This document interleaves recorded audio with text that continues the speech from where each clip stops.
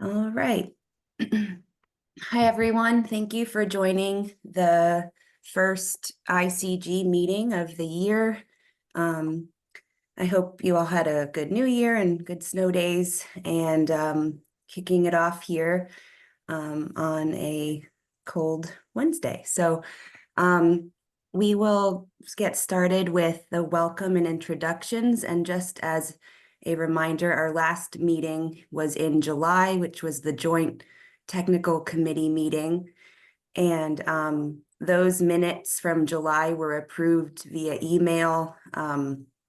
And that was sometime in August, those minutes were approved. And all meeting minutes and prior meeting materials are all on the BMC website. I think it would be good to maybe go around and do some introductions of everybody, just because we have some new names and new faces. So I guess I'll go down the list, and when I call your name, just feel free to unmute and say your name and your affiliation. So I'll start with Zach. Yes, Zach Kaufman with BMC. Daniel. Hi, everyone. Dan Somerville, Federal Transit Administration, Region 3. Thank you. Regina. Good morning, Regina Aris, Baltimore Metropolitan Council. Keith. Yeah, Keith Kacharik, BMC. Thank you. Marcia. Marcia Ways, Maryland Department of the Environment, and I'm in the Mobile Sources Control Program. Thank you. Rockman. Hi, good morning. This is Mohammad Mukhlesi Rahman, Travel Demand Modeler at the BMC. Thank you. Brian. Brian Ulrich from Anne Arundel County, representing BRTB. Catherine. Good morning, this is Catherine Salarano from Maryland Department of the Environment, and I am in the Air Quality Planning Program. Thank you. Charles. Morning, Charles Baer from Baltimore Metropolitan Council, working the travel forecasting. Greg.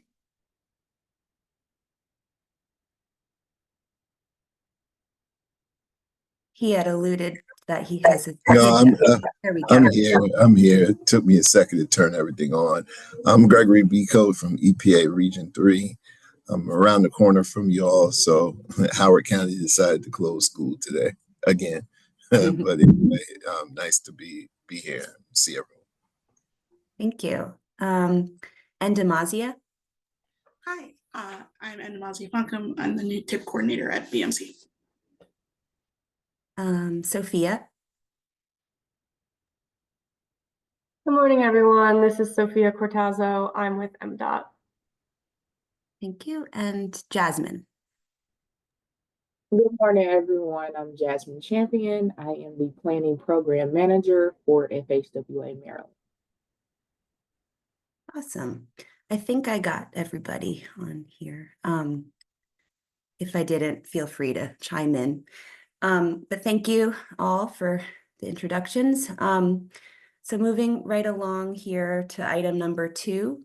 Today, main agenda item is to go over the draft methodology letter for the conformity determination of the 2026 to 2029 TIP and the LRTP from 2023, Resilience 2050. And I will go ahead and share that screen. Give me 1 second.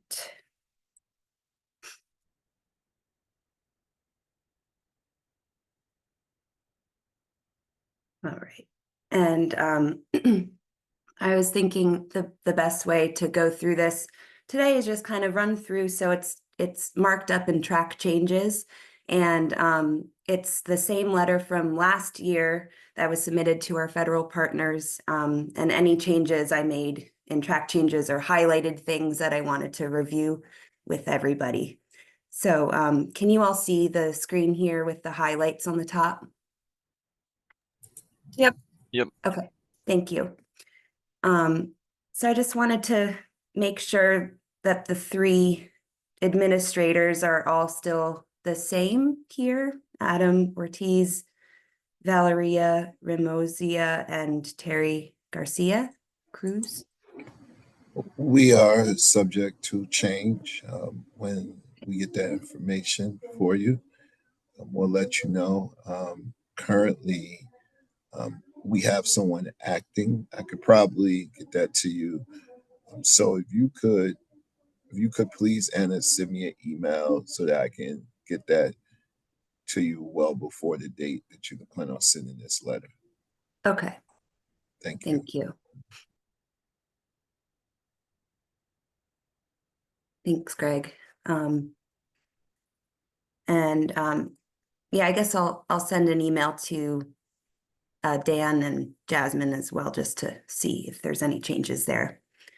I was just gonna say, confirming that the other two are correct. Okay, thank you. Okay. So here we have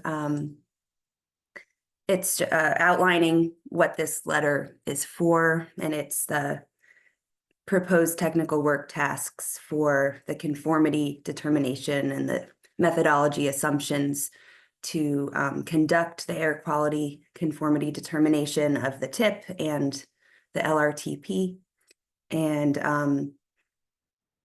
what the BMC as the MPO requirements are under the Clean Air Act. Any region MPO in a non-attainment or maintenance area of the NACs has to conform to these standards.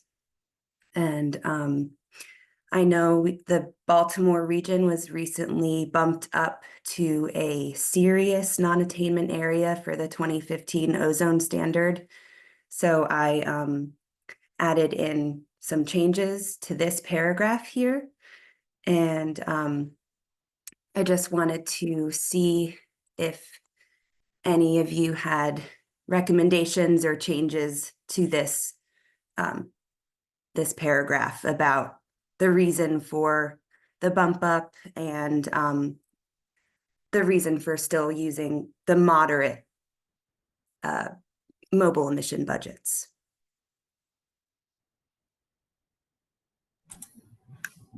I can provide edits later in an email as well, but I think the last sentence in the paragraph, in terms of the due date for the second to last, like that whole section, the SIP I think will be due January 1st, 2026.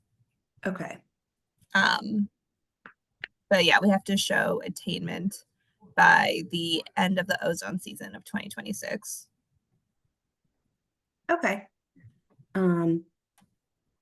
Yeah, if you could also email me, that would be great. Yeah, for sure. Thank you.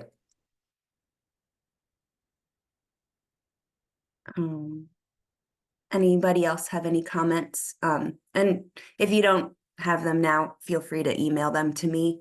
And I'll make the edits, and then we'll, at our next meeting in February, we can go over them and hopefully approve the draft and then send it to the federal partners.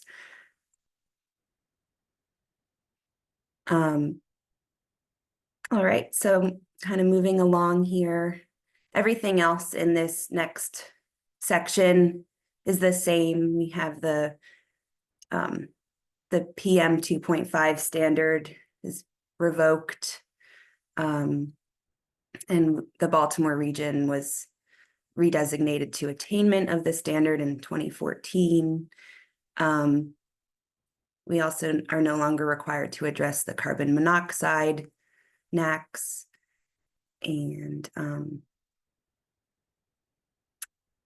this is explaining how BMC applies a regional travel demand forecasting model to specific horizon year scenarios.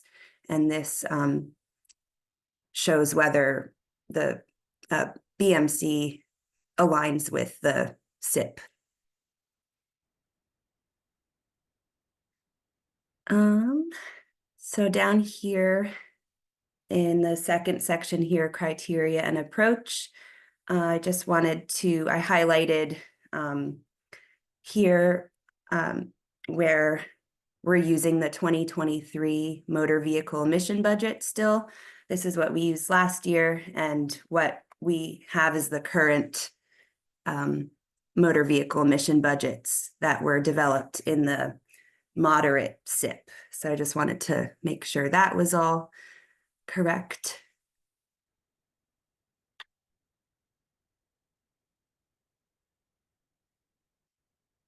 And then for the emission budgets, these are the budgets that were determined to be adequate by the EPA. And it's the same, the 2023 motor vehicle emission budgets. And then for this round of conformity, I wanted to ask if there will be any updates to the testing horizon years. So last year we had 2023, 2025, 35, 45, and 50.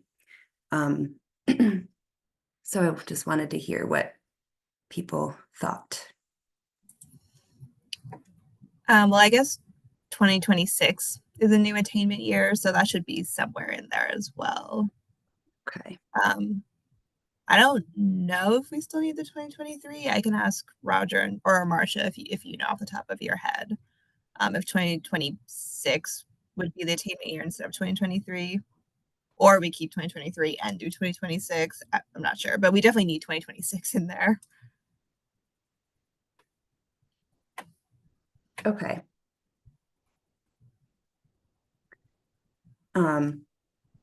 So if we have 2026, would it still make sense to also have 2025?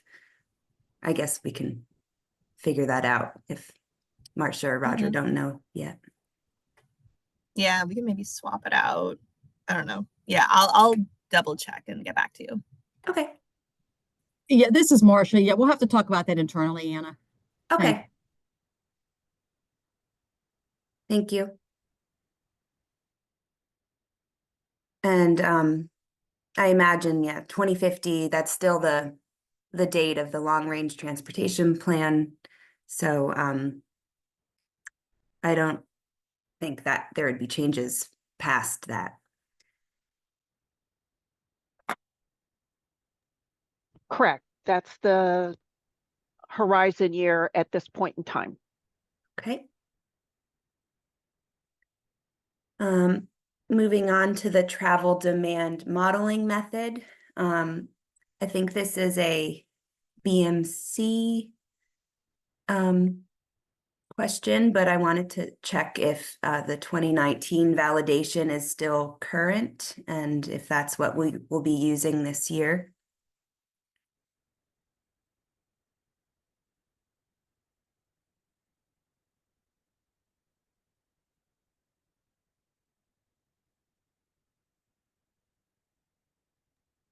And it looks like Charles dropped off the call, and he's the one that would help us with that.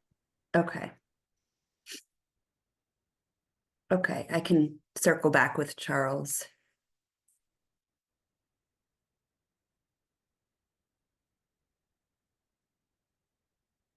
All right. And then for mobile emission development, we discussed in some previous meetings about continuing to use the Moves 3 model. And we have the grace period there, but just wanted to make sure that's still accurate. And if there's any updates, I know that MDE are working on the 2023 year now, so just wanted to check this section. Anna, hi, it's Marcia. I know we have been talking about options for conformity this year, and I think my suggestion would be to keep that as an option, but I don't think we've actually, as a work group with MDOT, BMC, and MDE, have come to a decision on that. We have a meeting later this month, and we'll have to nail that one down. Okay. But I I'll go into it a little bit more when we do our state updates at the end, but I think we want to keep it as an option. All right. Thank you.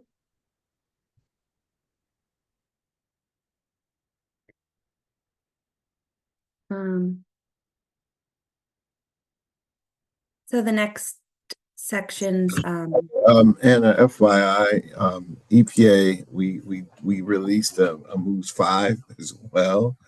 But again, Moves 3 can be used just until September of 12th of 2025. That's the latest date. I am not 100% sure, and I have to confirm and get back to you as far as, I think what we were saying is that during that 2 years of grace period, you can use either Moves 4 or Moves 5, but Moves 3 can no longer be used after September 12th of 2025. okay. So we just released Moves 5 in November. Right. So yeah. Greg, this is Marcia. Hey, Marcia. Hey, yeah, we are aware of that. And now that we've completed, and this is kind of what we've been discussing, because we had to do our 2023 inventory for EPA. Or so MDE has a system that's set for Moves 4, but BMC doesn't have anything for 4 or 5. So it would be a lot of work for the agencies to update the BMC system to Moves 4 for 1 year of conformity, because DC has a SIP, Maryland has a SIP, and we know we have to use Moves 5 for that. So our thought was to use a system that we already have developed and everything for 1 year, and then potentially next year we'll be all up to Moves 5. Yeah, that's fine. Yeah, as long as just we're aware of that date. Of course, if it's already done, it's done. Anything after that September 12th date would be critical or be problematic. But hey, as long as you all are on schedule, and just wanted to take this opportunity, since we were speaking of the model, to make mention of that. But I don't have any concerns. Okay, yeah, because I think September 12th is the date for Mhm. the end of the 2-year grace period for Moves 4. Yes. And we are under a Yes. 2-year for Moves 5, so it is a unique situation here. But like I said, BMC, if we're staying on course with everything, I think we'll have everything through BRTB at the end of July, and then the last meeting in July, and then you're ready to go either end of July or August to submit the information to the federal agencies. And I think as long as we can get it in there and stay on track for early August submittal, we should be okay, Greg? Yep. FDA? Yeah, I think it's fine as long as it's done prior to. It shouldn't be an issue whatsoever. Yeah, and we're well aware that we need to upgrade next year. It really is just for expediency and time, and our focus should be on Moves 5, not on Moves 4, as my Sure, feeling. right, because of all the right for one-time things use. Right. Yeah. Yep. All right. Sounds good. Thank you. Okay, so we're good right now with Moves 3. Yeah. Okay. Mhm. Thank you. Great. Okay. Thank you. Moving along here, the socioeconomic assumptions, we use the round 10 forecasts, and planning assumptions. There's 3 categories: exempt, non-exempt, regionally significant, and non-exempt, not regionally significant. And all non-exempt, regionally significant projects are included in the modeled network. And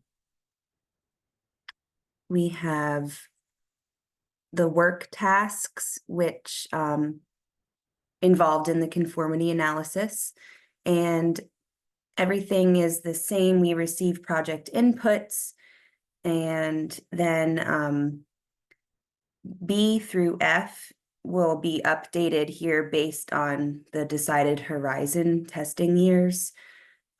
So if we use 2026, this will just be moved around a little, but everything is the same here with how the model is built. And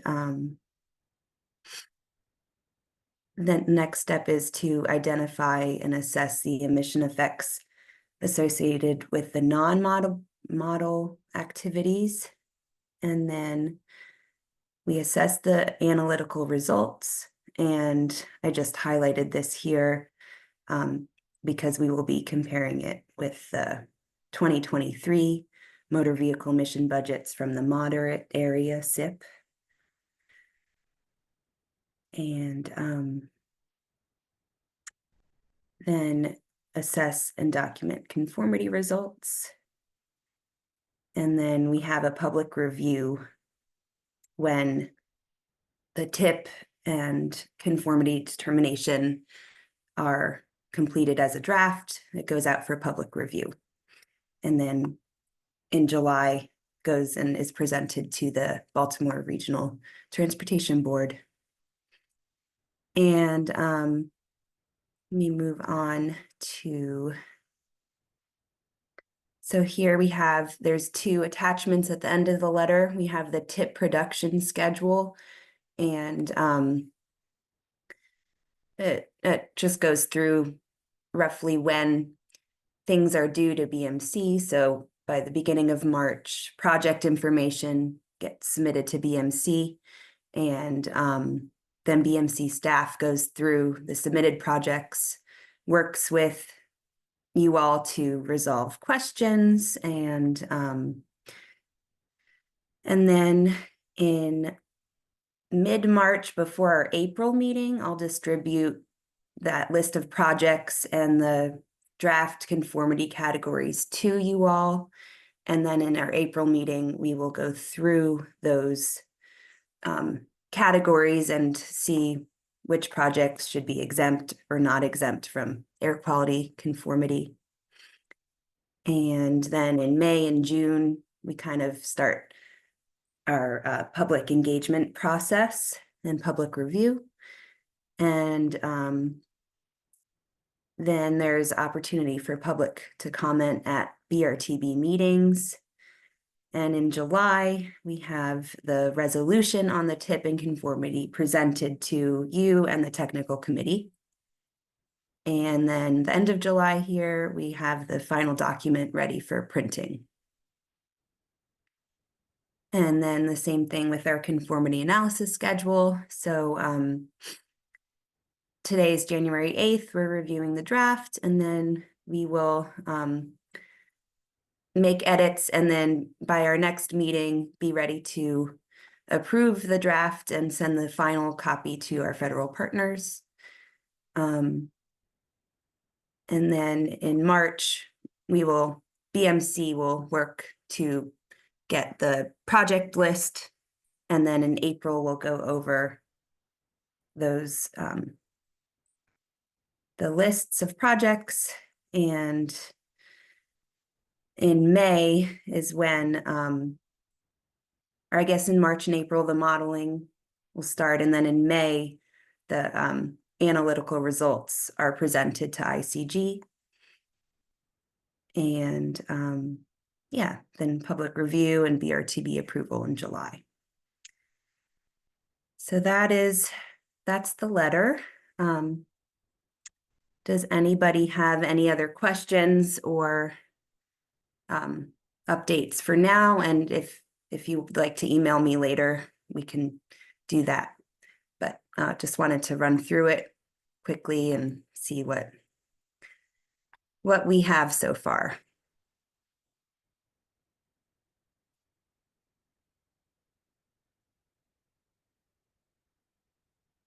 All right, well, hearing none, let me thank you all for listening. We will now move on to our next item, which is the TIP amendments. So I will hand it over to Endemazia, but I'll share the PowerPoints for you, Endemazia. Awesome. Thank you, Anna. Good morning, ICG. This is the first time you're probably seeing me in front of you, so I'd like to say hi. Again, my name is Endemazia, and I'm the new TIP coordinator here at BMC. Today we have two amendments associated with two resolutions being brought to the body. Both of these amendments to the 2025-28 tip will add a new project, and both projects are seeking exempt status. So for this first one, this is associated with Resolution 2521. MDA is requesting to add the Reisterstown Road Plaza Metro Station Multimodal Access Project. So MTA always likes to start by saying when they obligate a grant, they would like to have the funds in the proper year of obligation. So this project is associated with a RAISE grant that MTA was awarded for preliminary design and an environmental study for the Reisterstown Plaza Metro Station, TOD. They're thinking about doing either complete streets, accessibility improvements, proposed transit-oriented development, and improvements to existing facilities. So this effort will complement the ongoing TOD efforts by proposing infrastructure improvements at the station and proposed development, and they're really focused on making sure that not only can multiple modes, bike, ped, access the transit station, they also want to make sure that it's ADA accessible. So this amendment will obligate $4.6 million in RAISE funds in fiscal year 2025. There is no state match because the project is located in a disadvantaged community. So it'll be led by MDOT and it'll kick off after the grant is executed. So that is the Reisterstown project. There's one more project, the State Highway Administration. I know Anna's pulling it up. I'm speeding through a bit fast. So this amendment is correspondent with Resolution 2520. And in that, the State Highway Administration is requesting to add a new project, the area-wide carbon reduction project. This will act very similar to the area-wide transportation alternatives project.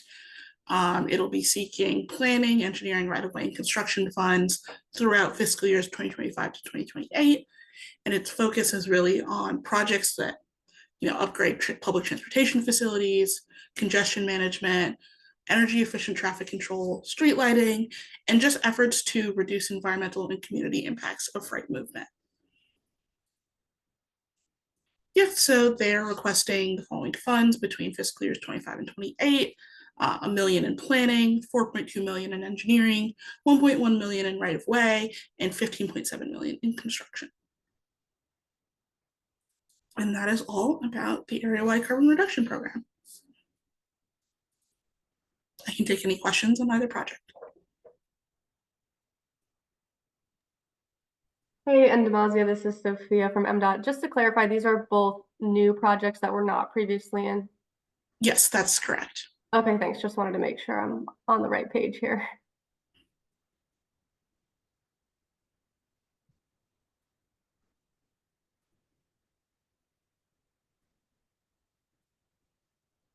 Awesome. Thank you, Demasia. Yeah, of course. And yeah, you all are the first ones to hear it because yesterday's technical committee meeting was canceled. So that was great. Thank you. So I guess if no one else has any questions, I'd like to get a motion and a second to approve the exemption status of these two tip amendments. I have a quick question, not related to approval or not, but the carbon reduction, is that to cover all the grants that were done, or would those all need to be separately added to the TIP as well? The ones that were awarded through the MPO? Right. Correct. This is going to operate the same as the transportation alternatives area wide. The available money is in the TIP, and then the based on the competitive process, we'll identify those projects the following year in an appendix. Okay, perfect. I was just curious. I'll make a motion. I'll second. Okay, so you're on the one more. All right, thank you. And then members in favor, just please say aye. Aye.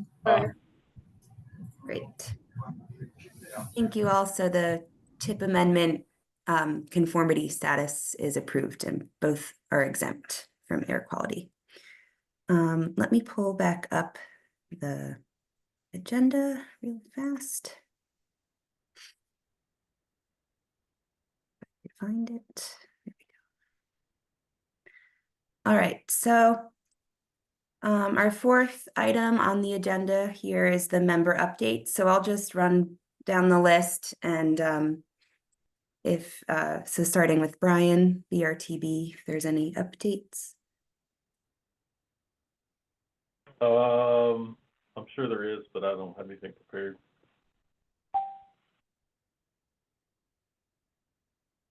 That's okay.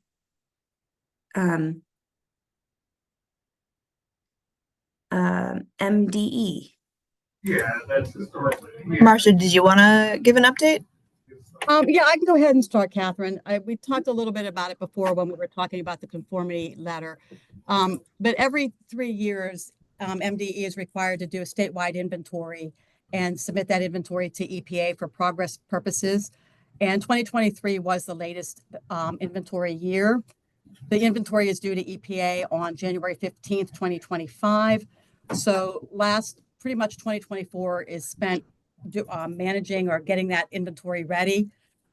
So back in July, like we always do, we convened a work group that consisted of MDE, MDOT, MDOT's partner Baker, and the BMC. And since July, we've been meeting monthly to talk about the moves for work that we need to do for the NEI that was submitted in December, as well as talking about some of the new features in the models, the AVFT file, looking at future year BMT, and just all the things that we need to pull a system together to model for the next few years. And as we transition to moves 5 too. So basically we did complete all the work. The system was developed for MDOT to develop the inventory. We worked with MDOT on some quality assurance. And like I said, I think that was submitted on December 31st of 2024. So that page has been closed and we're ready in January to move on to finishing and transitioning to moves 5, which like Greg said, was released in November of 2024. So we're just going to continue to pick up that work and start to mix some of that into the conformity process.